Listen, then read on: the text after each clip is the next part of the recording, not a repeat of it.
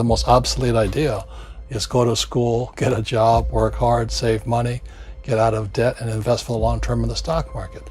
See, why would you save money when they're printing trillions of dollars? The gap between the 1% and 99% is massive. You see, it's not just money. You have to step back and look at the bigger picture. So what do you do? In every one of us is a poor person. There's still a poor person inside me. There's also a middle class person, and the middle class person wants security. They want that steady paycheck. And there's a rich person. And they're all inside of us, except that it's not taught. You're taught to go to school, get a job, and get a paycheck. You're not taught to how to get rich. If you read Rich Dad, Poor Dad, my rich dad refused to pay me. He said the paycheck was one of the most damaging things you could take in your life. He says the moment you take a paycheck, you're an employee, and that's the mindset. So my rich dad never paid me. It drove my poor dad, government employee, nuts. You gotta pay people, you gotta pay people. And Rich Dad was not saying that the paycheck was bad. He says you didn't want to be a slave to money. So as an entrepreneur, if Rich Dad folded, I just started another company. I don't need a paycheck. I don't need anybody to take care of me. If my government doesn't like me, I move to another country because they need entrepreneurs there. So the entrepreneur is not so much the business. The entrepreneur is really the mindset and the skill sets and the different set of rules. You see, I don't operate, small business does not operate in the same rules as big business. Entrepreneur is a mindset first, a skill set, and rules. And depending upon whether you're an employee or a small business, the rules are different. The mindsets are different, the skill sets are different. If you could say one thing to somebody who's never been an entrepreneur and they're thinking about making the leap of faith into becoming an entrepreneur, what could you tell them? Well, I'll just tell them the same thing that happened to me. My last paycheck, I still remember it clearly. It was one of the worst and the best days of my life. And I was in Puerto Rico. I was working for Xerox, and my boss gave me my last, it wasn't a paycheck, it was a bonus check. I think it was about $30,000 taxable. It's the only problem with that. So I got this check and I went, holy mackerel. So I was excited, but I was also disturbed. And so this other guy comes up to me, his name was John, and John says to me, he says, you're gonna be back. I said, why? He says, because you're gonna fail. I looked at him and said, look, few expletive words, because that's what he did. He left Xerox, failed, and he came back. And I said, look, you failed and you came back, but I'm gonna fail and I'm never coming back. And that's the attitude. Do you know what I mean? If you say, well, if I fail, I'll go back to mommy and daddy, then that's what you'll do. So if you fail, that's when I became an entrepreneur, because I had no money. I had no money for years. I didn't have a paycheck. But that's what my rich dad encouraged me to do. He says, when you don't have this paycheck, you get hungrier, smarter, and it's a test of your character. Will you become a crook? Will you become dishonest? Will you cheat and steal? Or will you become a better human being? So really, that's the benefit of becoming an entrepreneur, is you really find out who you are when you don't have anything. So you always have to look at the big picture. Too many people look at, well, what's going to happen to me? When you look at the big picture, you're also going to know that when something bad happens, something good's going to happen. But you got to prepare for whatever is coming.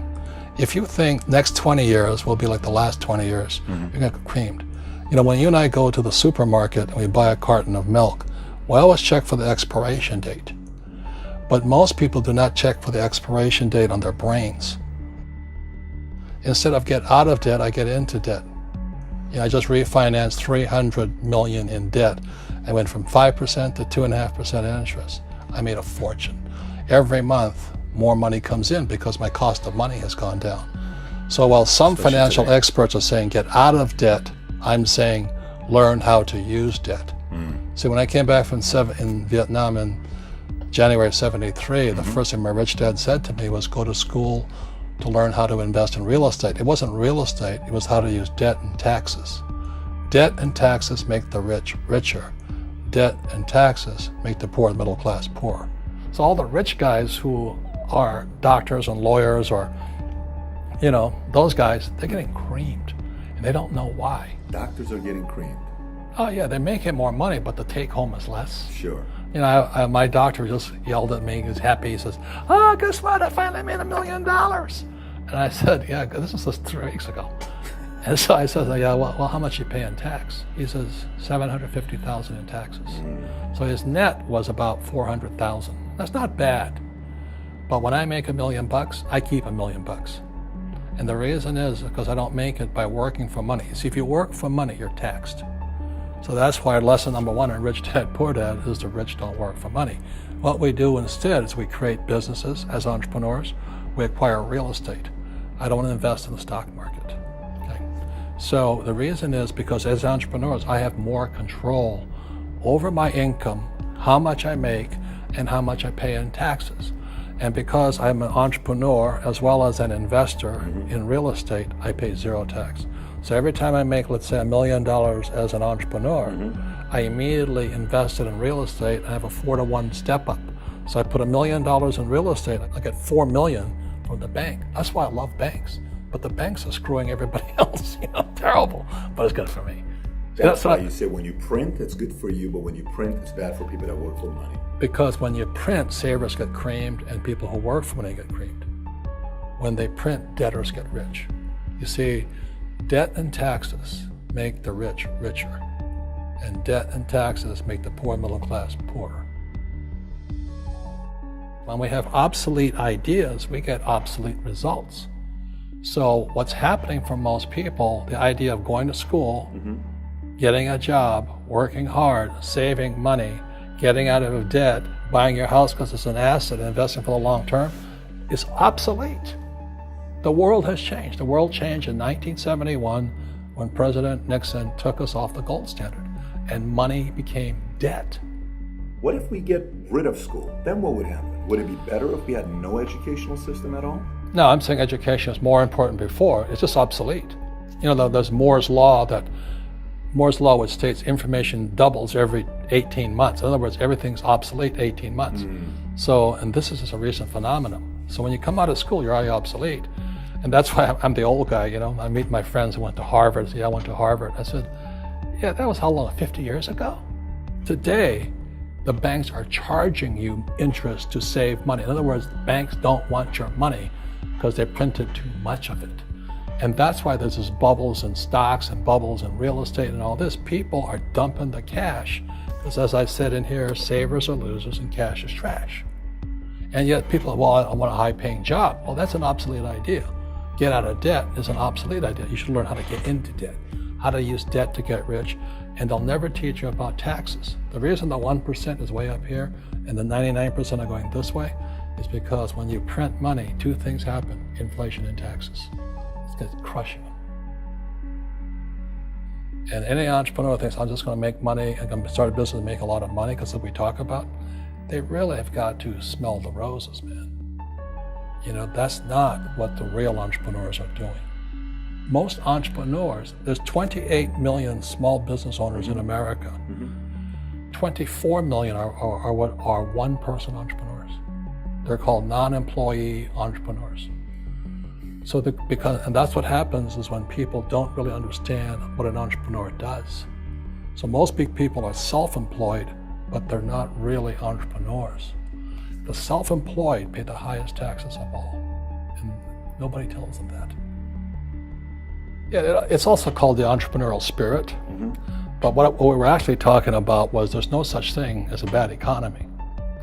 There's external, you and I, we all have an external economy, but we also have an internal economy, and the willpower is to change our internal economy.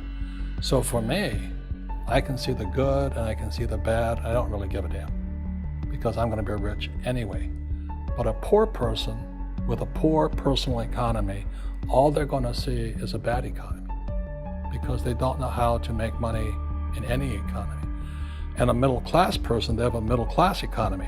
What they want is a nice house and a steady paycheck and the job and the car.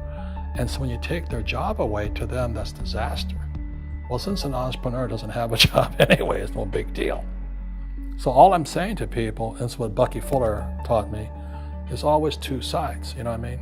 Unity is plural, at minimum two. So if you think the economy is bad, it's because your economy is bad.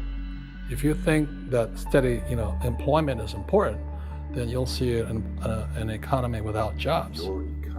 Your economy versus the external economy. What you control versus what you can't control. I can control. Yeah, it's called an internal focus versus an external focus.